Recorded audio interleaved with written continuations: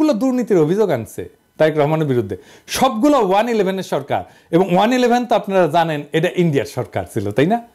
এই 111-এর সরকার ইন্ডিয়ার হাতে বাংলাদেশকে তুলে দেয়। এই যে ওই সময় 111 ডিজিএফআই মানে যারা আসলে ইন্ডিয়ার বানানো জিনিস, বানানো তরকারি খাওয়াইছিল, সেই জিনিসটা খাওয়াইতেছে প্রভুপাদ আইসকা জেনজিদের। এবার আসেন খাম্বানিয়া মিথ্যাচারের আলাপটা করি। ওই 111-এর সরকারের সময় খাম্বা দুর্নীতি সহ বিদ্যুৎ খাতের দুর্নীতি তদন্তে ওরিব ইউনিভার্সিটি বুয়েটের সাবেক ভিসি আব্দুল মতিন পাটোয়ারির নেতৃত্বে একটা তদন্ত কমিটি তৈরি করা হয়েছিল। সেই রিপোর্টটা পর্যন্ত এখনো প্রকাশ হয়নি। খোঁজ নিয়ে জানা যায় যে এই সময় 100 কোটি টাকা মূল্যের খুঁটি সংগ্রহ করছে এরকম 4টা প্রতিষ্ঠান ছিল। এর মধ্যে 3টেই ছিল আওয়ামী লীগ সমর্থিত ঠিকাদারি প্রতিষ্ঠান। এই 5 বছরে আরইবির মোট খুঁটির বেশিরভাগ সরবরাহ করে আওয়ামী লীগ সরকারের সমর্থক ব্যবসায়ী কাজী শাহাদ আহমেদের মালিকানাধীন জেমকম গ্রুপের 5টা প্রতিষ্ঠান। এই গ্রুপ একাই 511 কোটি 30 লাখ টাকার কাজ পায়। এছাড়া আওয়ামী লীগ সরকারের সময় আরইবির খুঁটির পুরাটাই যোগান দেয় এই প্রতিষ্ঠান। 2002 থেকে 2003 সাল বিএনপি সমর্থিত ঠিকাদারদের ছোট ছোট আরো কয়েকটা প্রতিষ্ঠান কাজ পেলেও 100 কোটি টাকার মতো কাজ করছে গিয়াসউদ্দিন আল মামুনের মালিকানাধীন খাম্বা গ্রুপের 2টা প্রতিষ্ঠান। তবে জোট সরকারের 5 বছরের প্রথম 1 বছর এই প্রতিষ্ঠান কিন্তু কোনো কাজ পায়নি। জোট সরকারের 5 বছরে আরইবির লাইন অধিগ্রহণের আওতায় মোট 879 কোটি 31 লাখ 22 হাজার টাকার কংক্রিট খুঁটি কেনা হয়। এর মধ্যে জেমকন গ্রুপের 5টা প্রতিষ্ঠান খুঁটি সরবরাহ করে 511 কোটি 30 লাখ টাকার, কনফিডেন্স গ্রুপ সরবরাহ করে 119 কোটি 79 লাখ টাকার খুঁটি, খাম্বা গ্রুপের 2টা প্রতিষ্ঠান সরবরাহ করে 102 কোটি 10 লাখ টাকার খুঁটি। এবার এই যে সে পাশে লেখেন তো, কন্টেক্ট গ্রুপ সরবরাহ করে 85 কোটি 4 লাখ টাকার। এছাড়া টেস্কো পাওয়ার লিমিটেড 24 কোটি, রয়্যাল গ্রিন 13 কোটি, লুমেক রুম্বার 20 কোটি ও এবং অন্য একটা প্রতিষ্ঠান নাম ভুলে গেছি 25 লাখ টাকার একটা খুঁটি সরবরাহ করে। 2003-4 সালে আরইবির মোট খাম্বা কেনে 214 কোটি টাকার। এর মধ্যে জেমকন 104 কোটি, মানে অর্ধেকেরই। খাম্বা 41 কোটি, কনফিডেন্স 31 কোটি, কন্টেক্ট 26 কোটি, টেস্কো পাওয়ার 20 কোটি, রয়্যাল গ্রিন 5 কোটি টাকার কাজ পায়। 2004-5 সালে আরইবির মোট খুঁটি কেনে 194 কোটি টাকা। এর মধ্যে জেমকন 87 কোটি টাকা, খাম্বা মাত্র 29 কোটি, কনফিডেন্স 27 কোটি, কন্টেক্ট 21 কোটি, রয়্যাল গ্রিন 5 কোটি টাকা, অন্য একটা কোম্পানি 2 কোটি টাকার কাজ পায়।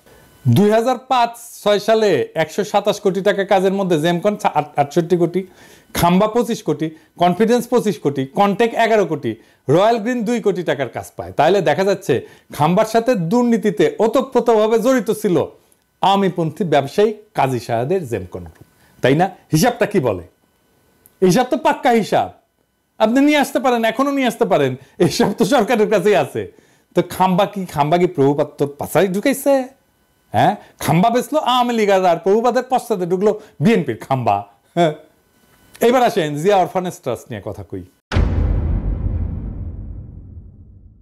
6 number example, Zia orphanage trust fund আছে যেখানে এতিমদের জন্য টাকা আসে। ওই ফান্ডের অ্যাকাউন্ট থেকেও 2 কোটি টাকা হাতায় আনেন এই তারেক রহমান। উনি তার নিজ শহর বগুড়াতে একটা জমি কেনার জন্য এই ট্রাস্টের তহবিলের টাকা ইউজ করে। ওই দাবি করেছে যে জিয়া অরফানেজ ট্রাস্ট ফান্ডের অ্যাকাউন্ট থেকে 2 কোটি টাকা হাতায় নিয়ে তারেক রহমান বগুড়া একটা জমি কিনছিল।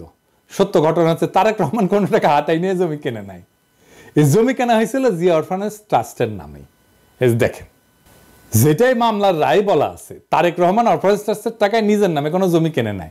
এটা হাসিনার আদালতও বলে নাই, কোনোদিন দাবিও করে নাই, কিন্তু হাসিনা আর ইন্ডিয়ার দালাল এনায়েত প্রভুপাদ দাবি করেছে। এবার আসেন রাজনৈতিক ষড়যন্ত্র নিয়ে আলাপ করি। দ্বিতীয় এক্সাম্পল, 10 ট্রাক অস্ত্র। বাংলাদেশের ইতিহাসে সর্ববৃহৎ অস্ত্র আর গোলা বারুদের চালান আটক করা হয় 2004 সালের 1 এপ্রিল রাতে। তো প্রভুপাদ হঠাৎ কইরা দুর্নীতি বিশেষজ্ঞ থেকে রাজনৈতিক ষড়যন্ত্র বিশেষজ্ঞ হয়ে গেল। ব্যাখ্যা করতে আসছে 10 ট্রাক অস্ত্র মামলা নিয়ে। তো 10 ট্রাক অস্ত্র মামলার ব্যাপারে আমাদের প্রভুপাদের দেখা যাচ্ছে যে আমাদের দেশের মানুষের উপরে ভরসা কম, তাই সব সূত্র হচ্ছে ভারতীয় গোয়েন্দারা, যারা 10 ট্রাক অস্ত্রের দোষ চাপায় বাংলাদেশকে বিপদে ফেলতে বদ্ধপরিকর ছিল। এখানে যদি বিএনপির কোনো ভুল থাকে তাহলে কি বর্তমান অন্তর্বর্তীকালীন সরকারের প্রধান উপদেষ্টা ডক্টর ইউনূসকে একইভাবে দোষারোপ করা যাবে না?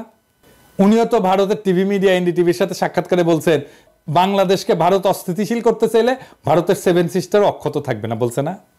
তাইলে ভারতকে চাপে রাখার ব্যাপারে পররাষ্ট্রনীতি কি বিএনপির ভুল ছিল? এই নীতির কারণে বিএনপির ভোট পেতে বাধা থাকবে কেন?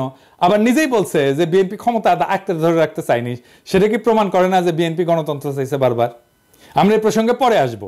এরপর সে ব্যাখ্যা করতে গেল 21 আগস্টে গ্রেনেড হামলা।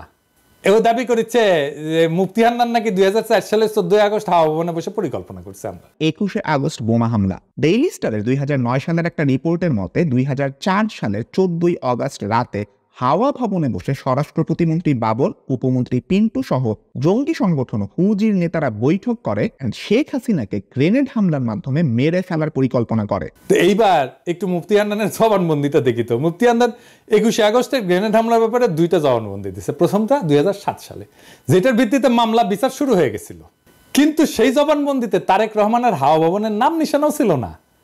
এই জন্য শেখ হাসিনা 2009 সালে মুফতি হান্নানকে রিমান্ডে নিয়ে নির্যাতন করিয়া তারেক রহমানের হাওয়া ভবনের নাম বের করার দায়িত্ব দেয় তার বিশ্বস্ত দালাল আব্দুল কাহার আকন্দকে।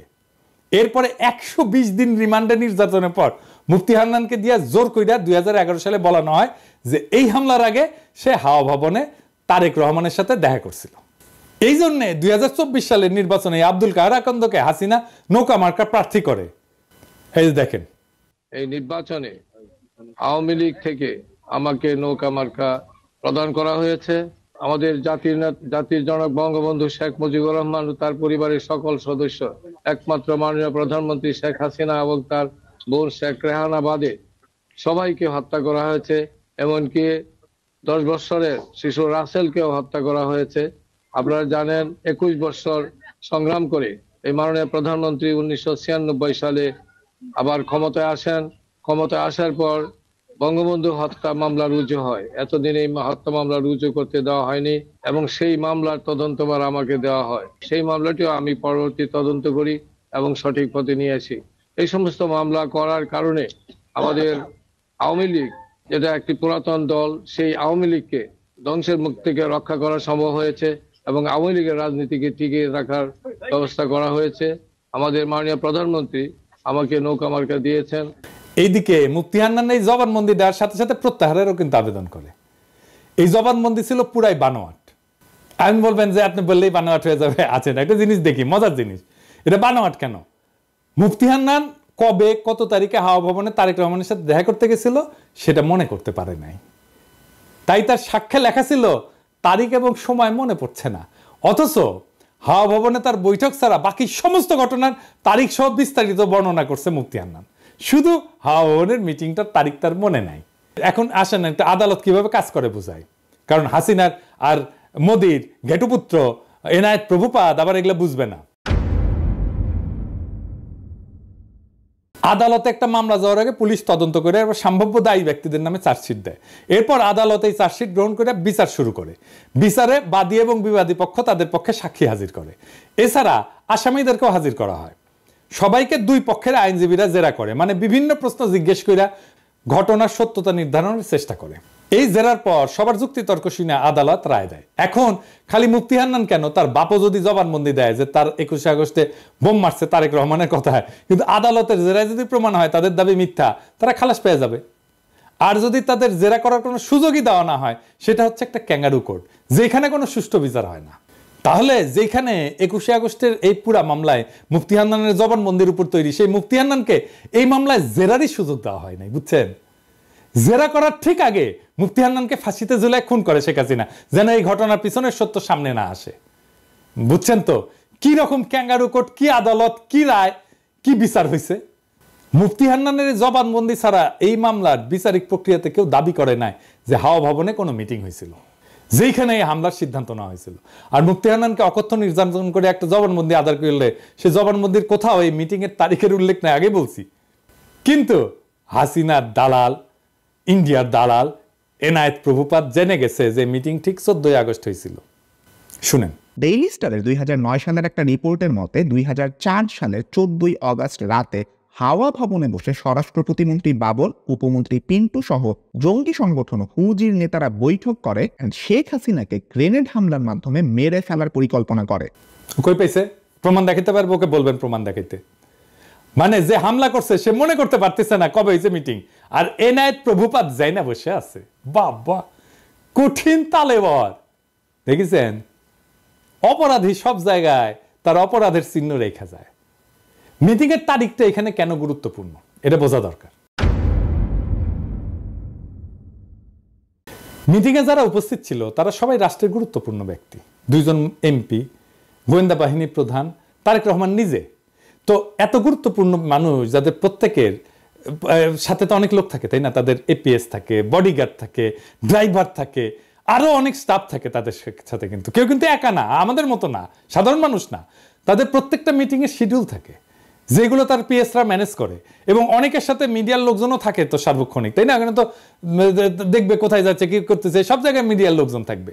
তাই রাষ্ট্রীয় দায়িত্বপ্রাপ্ত কোনো গুরুত্বপূর্ণ ব্যক্তি কোনো নির্দিষ্ট তারিখে মুফতি হান্নানের যদি উল্লেখ করতো, তাহলে বের করে ফেলা যেত যে গুরুত্বপূর্ণ ব্যক্তিরা সেদিন হাওয়া ভবনে ছিলেন না, এই পুরো মামলায় ডিসমিস হয়ে যেত।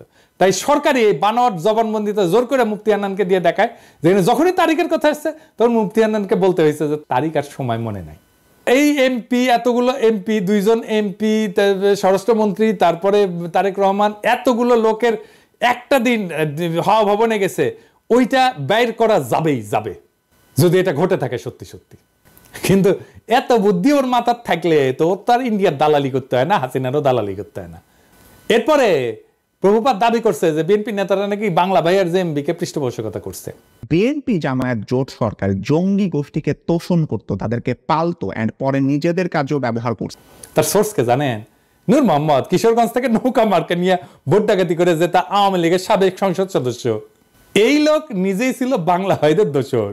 আলী রিয়াজের যে ইসলামিক মিলিটেন্সি বাংলাদেশ এই কমপ্লেক্স ওয়েব, এই বইয়ের 52 পৃষ্ঠাে উল্লেখ আছে নূর মোহাম্মদ 2004 সালে রাজশাহী রেঞ্জের ডিআইজি হিসেবে গণমাধ্যমকে বলছিল যে বাংলা ভাই এবং তার বাহিনী বামপন্থী সরবরাহদের ধরতে সাহায্য করছে, এবং তিনি নিজেই স্থানীয় পুলিশ বাহিনীকে নির্দেশ দিয়েছেন তাদের সহায়তা করতে। তাহলে দেখেন বাংলা ভাই আসলে কারা সাহায্য করছে। তো এইসব কইরা বিএনপিকে বিপদে ফেলে আওয়ামী লীগের নমিনেশন যেটা ভোট ডাকাতকে সূত্র ধরে এনায়েত প্রভুপাত বলতেছে যে বিএনপির নেতারা নাকি জঙ্গিদের পৃষ্ঠপোষকতা দিচ্ছে। তবে এটা সত্য যে জেএমবির এই ঘটনা বিএনপির ক্ষমতা হারানোর কারণ। কিভাবে এটা একটু দেখি। একটা রাষ্ট্রে বল প্রয়োগের একচেটিয়া কর্তৃত্ব থাকে আর কারো না, রাষ্ট্রের কাছে। এই কর্তৃত্ব আর কারো কাছে চলে গেলে বল প্রয়োগের দ্বিতীয়, তৃতীয়, চতুর্থ যদি জিনিস তৈরি হয়ে যায় তাহলে রাষ্ট্র ক্ষমতাহীন হয়ে যায়। হাসিনার পুলিশ আমাদের মারবে, এটাই নিয়ম।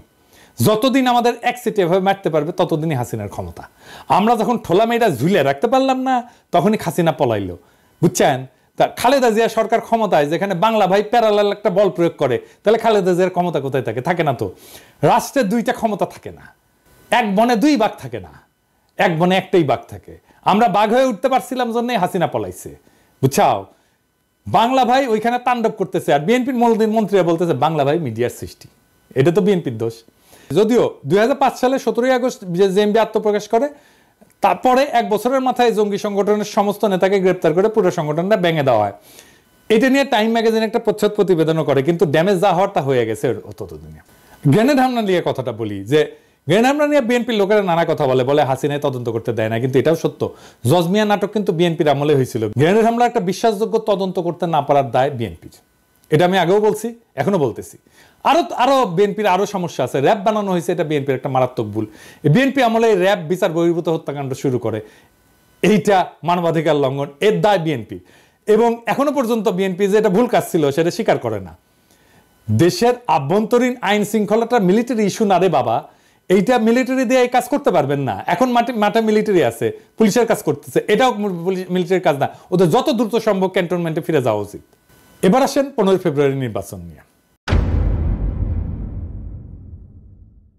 1996 সালে 15 ফেব্রুয়ারি নির্বাচনের ভুল প্রেক্ষাপট বর্ণনা করছে। বাস্তবতা হচ্ছে যে বিএনপি জনগণের দাবি মেনে নিয়ে তত্ত্বাবধায়ক সরকারের অধীনে নির্বাচন দিতে চাইছিল, কিন্তু সংবিধান সংশোধনের জন্য যথেষ্ট সংখ্যক সংসদ সদস্য ছিল না, কারণ আওয়ামী লীগ, জামাত সহ সকল দলের সংসদ সদস্য সংসদ থেকে পদত্যাগ করছিল। সেই জন্য 15 ফেব্রুয়ারি নির্বাচনটা দিতে হয়েছিল। 15 ফেব্রুয়ারি নির্বাচনের মাধ্যমে নতুন সংসদ তত্ত্বাবধায়ক সরকারের বিল পাস করে বিএনপি পদত্যাগ করছিল। এটা তো একটা নিয়মের কারণে বা নিয়ম রক্ষার জন্য করছিল। বিএনপির সেন্সেবল আচরণের কারণেই 1996 সালের